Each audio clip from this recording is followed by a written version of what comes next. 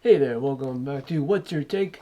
I'm Wyatt Spalding, and today we're going to talk about the Duke Gonzaga game. That was a great game last night. It was like a Final Four national championship matchup, 1 versus 5. What a great game. Duke and Gonzaga, I think, are the top two teams this year. And I'm not just saying that because I like Duke. I really think, look at it. Duke was the first team. Yes, they beat Gonzaga, but they were the first team to actually compete with Gonzaga. Gonzaga killed Texas, and then they beat UCLA, who was number 2 in the nation, 83-63. And Duke was the only team that really stuck with them. And I think if they would play again, you couldn't. It's not a guarantee that Duke would beat Gonzaga again, or maybe they would. I don't know, but both teams went back and forth. It was such a great game, and it's only November, man. They could meet up again in the tournament. Drew Timme, they did a good job of getting Drew Timme in foul trouble. He had 4 fouls, 2 in the first half. He only scored 17 points, unlike his 37 against Texas. And Chet Holmgren, he had 16 points, 8 for 13 from the field, and 7 rebounds. And,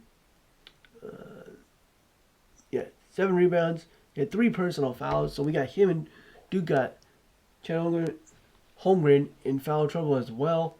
Now, that guy's pretty good too. He's skinny as hell though. You could tell Venchero could just overpower him and push him around. He's gotta get some muscle on him, man. But he's a good player.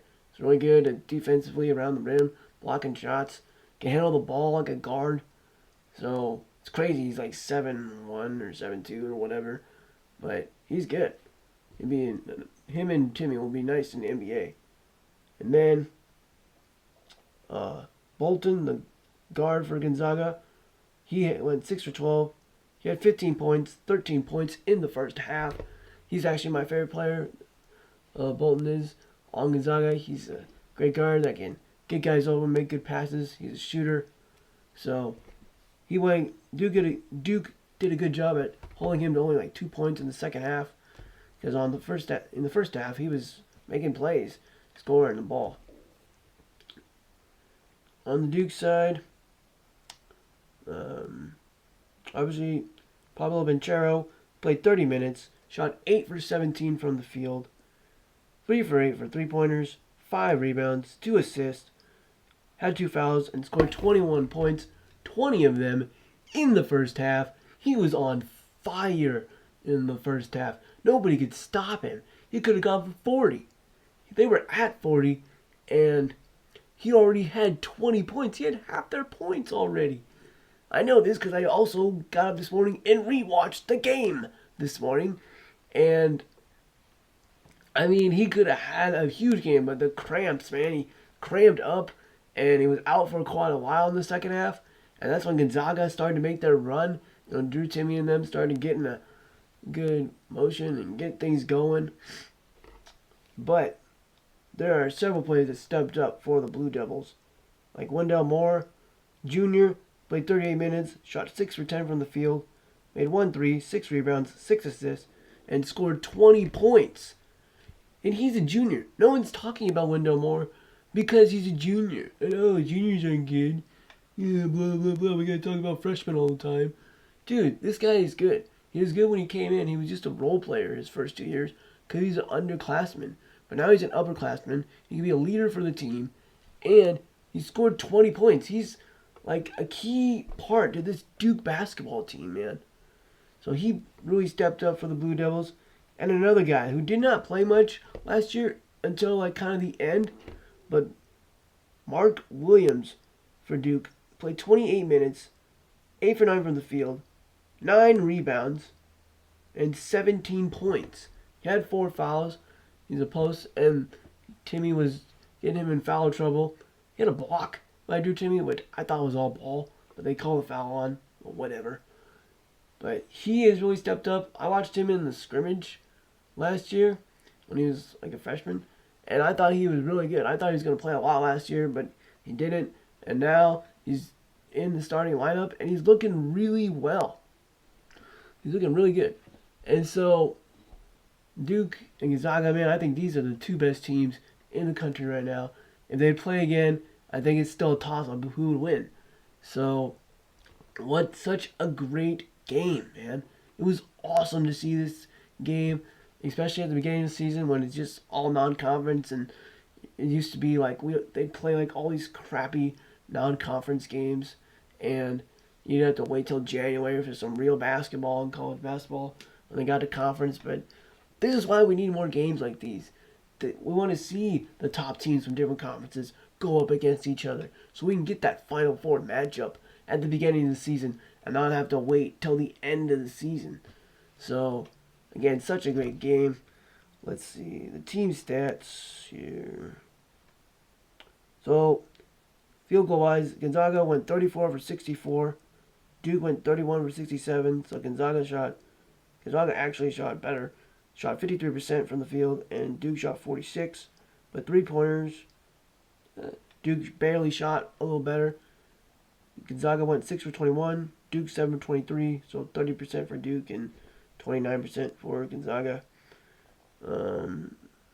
Rebounds, Gonzaga out-rebounded Duke, which honestly, I'm not surprised. They should out-rebound Duke. I mean, look at those guys. They got monsters. Like Holmgren's like 7'1" or whatever. And Timmy's like, what, 6'10", 6'11", something like that. And then, let's see here. Turnovers. This is where Duke really won the game. They forced Gonzaga to have 17 turnovers to Duke's 8. You gotta take care of the ball. I mean, Gonzaga shot better than Duke, and they still lost because Gonzaga didn't take care of the ball. Duke, this is one of their better defensive teams. I was watching the Army game when Duke played Army, and the announcer said, like, this team is way better defensively than back when they had the team with Zion and R.J. Barrett, and I totally agree. They really lack defensively, and this team is so good defensively. I mean, you got Trevor Keelan. He, I think, is one of the best defenders on the team. He can shut guys down. And but he had, let's see, Keels. Trevor Keels, not Keelan. Trevor Keels, he had 6 points. I guess he didn't score a lot in this game. But he's been stepping up for the Duke Blue Devils. And he's really good defensively. And it's guys like that really step on the defensive side that's going to help them go far in the tournament in Coach K's last year. But don't sleep on the Gonzaga Bulldogs, obviously. They're still a really good team. I don't know if they'll stay at 1 or if they drop. They honestly should just drop to like 2 or whatever. I don't know.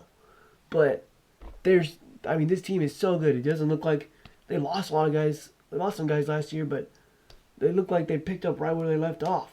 And they could make the championship game again. So look out for Gonzaga. I mean, they're going to roll through their conference easily.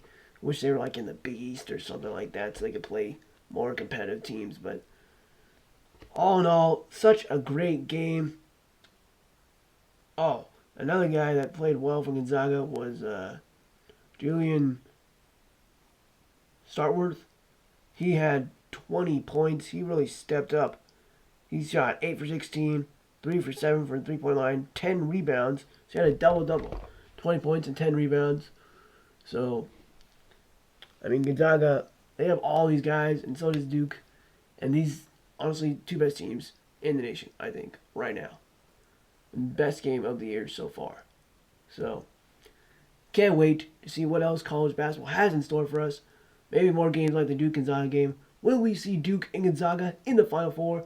Hopefully a championship matchup. We'll just have to wait and see. It's going to be a great season. Let's go.